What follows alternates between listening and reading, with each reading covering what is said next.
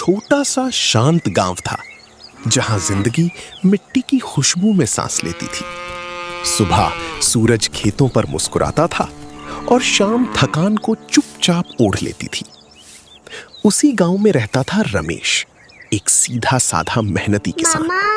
उसकी बीवी सीता हर मुश्किल में उसका सहारा थी। एक बेटा था राहुल, छोटा सा मगर सपने बहुत बड़े, और एक नन्ही सी बेटी मीरा, जिसकी मासूम मुस्कुराहट घर की सबसे बड़ी दौलत थी। उनके पास पैसा नहीं था, मगर मोहब्बत इतनी थी कि गरीबी भी उनके घर का रास्ता भूल जाती थी। लेकिन किस्मत उनके लिए कुछ और ही लिख चुकी थी। रमेश एक गरीब किसान था जो हर सुबह सवेरे अपने खेतों की तरफ निकल जाता था। दिन भर वो तेज धूप और गर्मी में मिट्टी से लड़कर मेहनत करता रहता।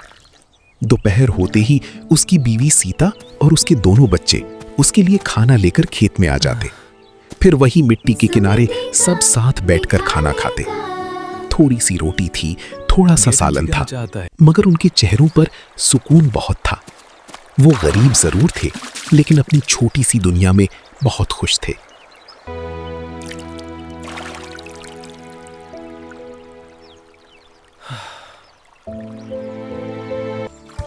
खाना खाने के बाद रमेश कुछ देर खेत के किनारे ही बैठकर थकान में डूब जाता था। फिर वो धीरे से उठता और बिना कुछ बोले दोबारा काम शुरू कर देता। शाम होती, धूप धीरे धीरे कम हो जाती और गांव पर एक शांत सी खामोशी उतर आती। रमेश थके हुए कदम से अपने घर की तरफ चल पड़ता। घर पहुंचकर वो अपनी बीवी सीता और बच्चों से मिलता। उन सबको देखकर उसकी सारी थकान कुछ देर के लिए कम हो जाती। रात होती और छोटी सी दुनिया में सब सुकून से सो जाते।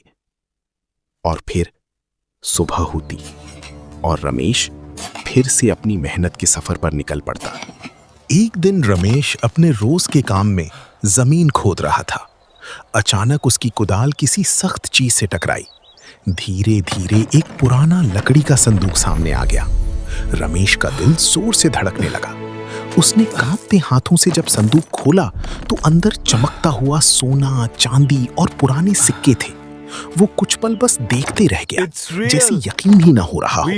फिर उसकी आंखों में चमक आ गई और चेहरे पर खुशी भर गई। वो संदूक उठाता है और उसे लेकर अपने घर की तरफ चल पड़ता है। रमेश को पूरी रात नींद नहीं आती। वो बार बार उठता है और उस संदूक की तरफ देखने लगता है। उसकी आंखों के सामने सिर्फ सोना, चांदी और बदलती हुई जिंदगी घूमती रहती है। सुबह होती है।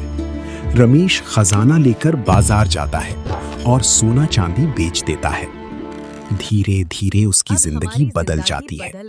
वो नया बड़ा घर बनवाता है और महंगे कपड़े पहनने लगता है। गांव में उसकी पहचान अमीर आदमी की हो जाती है। लेकिन दौलत के साथ उसके अंदर घमंड और तकब्बुर भी आ जाता है। वो अपने खेतों में काम के लिए मजदूर रख लेता है और उन पर हर बात पर गुस्सा करता है, उन्हें डांटता रहता है। वो भूल जाता है कि कभी वो खुद भी एक गरीब किसान था। खाना खाते वक्त भी वो उन मजदूरों का ख्याल नहीं रखता और उनके सामने अकेला बैठकर खाना खा लेता है। उसके अंदर घमंड और तकब्बुर और ज्यादा बढ़ जाता है। उसकी बीवी सीता उसे समझाती है कि ये सब ठीक नहीं और अपने पुराने दिन मत भूलो, लेकिन रमेश उसकी बात को नजरअंदाज कर देता है। वो अचानक मिली हुई दौलत के नशे में चूर था।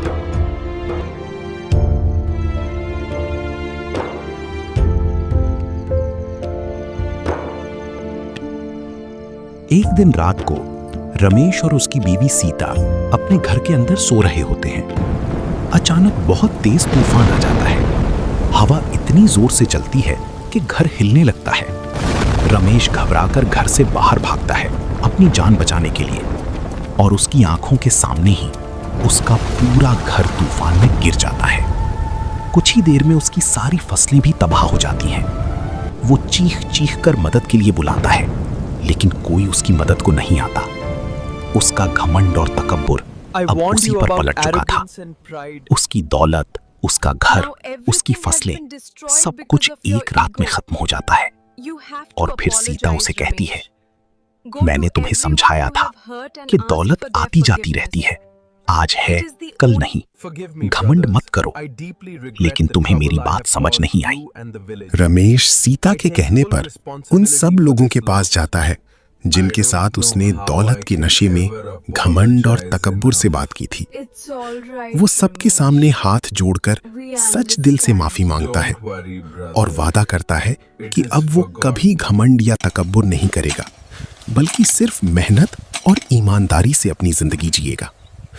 उसका दिल धीरे धीरे बदल जाता है और उसे अपनी गलतियों का सच समझ आ जाता है। दौलत चली जाती है, लेकिन इंसानियत और मेहनत ही असल जिंदगी का सबसे बड़ा सच है। अगर आपको ये इमोशनल कहानी पसंद आई हो तो सैफी टून वर्ल्ड को लाइक और सब्सक्राइब जरूर करें।